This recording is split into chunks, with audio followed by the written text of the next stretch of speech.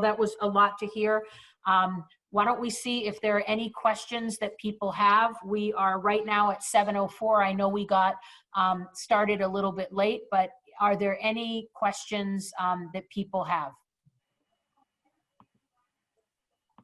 DA Rollins, I have a question for you from Alan Tanner. Alan, thanks for joining us tonight. His question is, what are your views on safe consumption sites?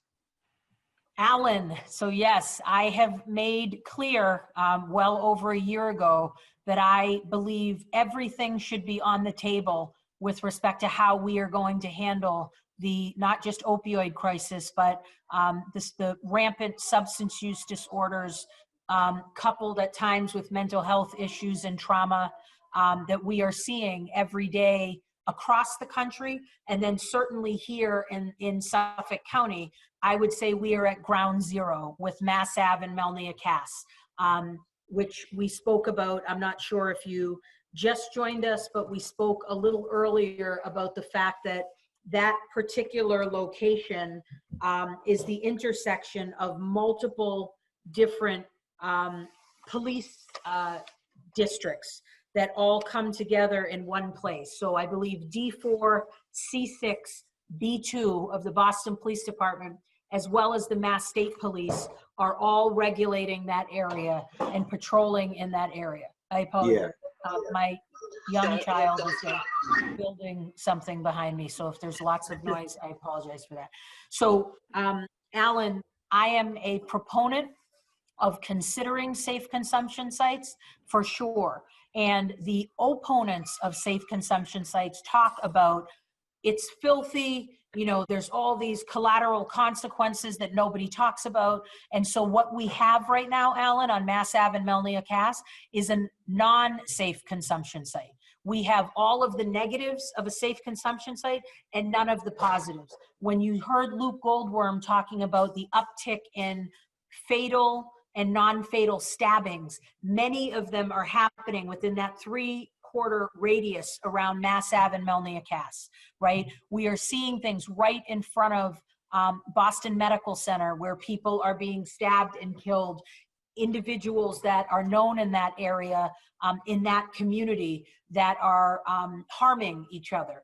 And so I believe we have reached a point where whatever people think they are doing in that area, it's not working.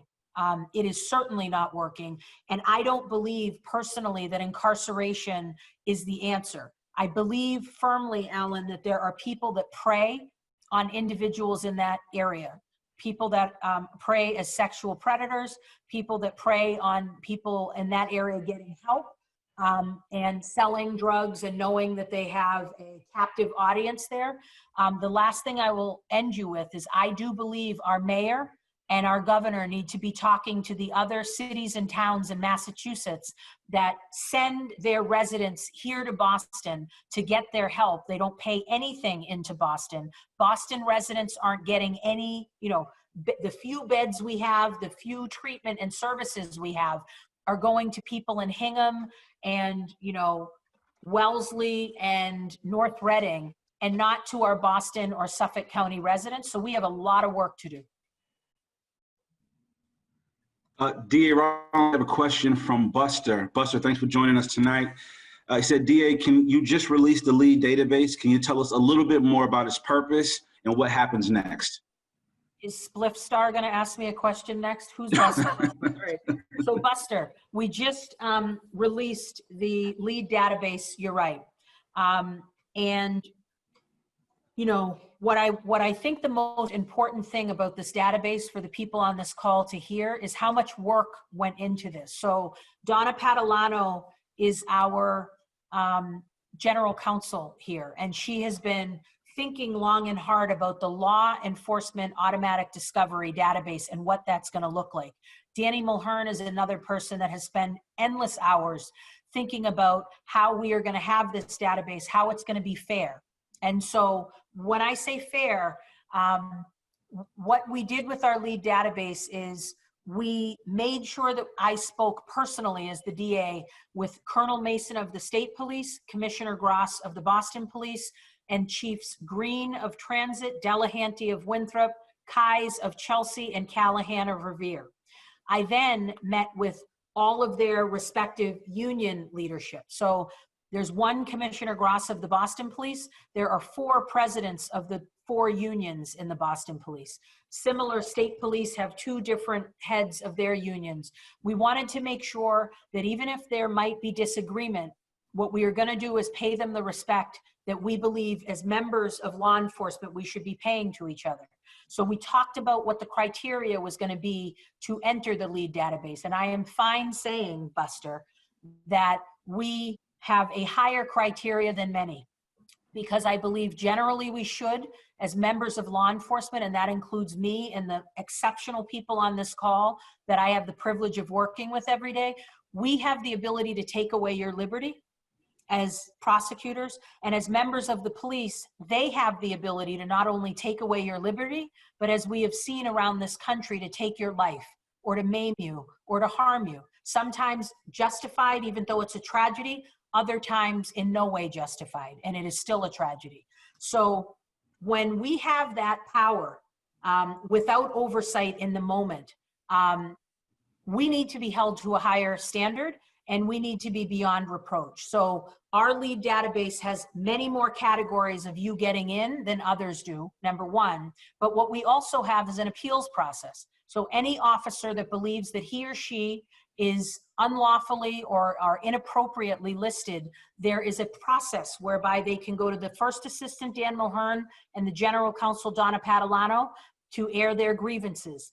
And then ultimately they get to go to me if they are not happy with what they are finding there. And additionally, we have contemplated, like you or I, just as regular residents of Suffolk County, if I have a misdemeanor, it used to be 5 years that misdemeanors were then considered not admissible. And felonies, I think, were 10. Right now, as a result of the crime bill in 2018, those numbers have shifted to, I think, 7 and 3, respectively, for felonies and misdemeanors. We have contemplated that same time schedule rollout, but I've made it clear it's from the date of disclosure. So when I find out from the Boston Globe that there are 25 Boston police officers that have sustained charges that were allowed to retire or resign without BPD giving me, as the Suffolk County DA or my predecessors, that case to look into, that's a problem to me. And that means it's a systems failure because we aren't speaking to each other. If I'm committed of a crime, I guarantee you, they won't let me resign and move to Florida without prosecuting me. It should be no different for members of law enforcement. So, and I cannot help myself but say, this is more than anyone gets in the gang database, where we have individuals that are in our gang database that say Rachel Rollins inactive, and it's 18 years old or 13 or 7 or 12 years old. At least we are giving members of law enforcement far more opportunities than we are giving the very community that they're there to protect and serve. So Buster, that is what we're doing. Check out our press release regarding all of the criteria. And if we can answer further questions, we will.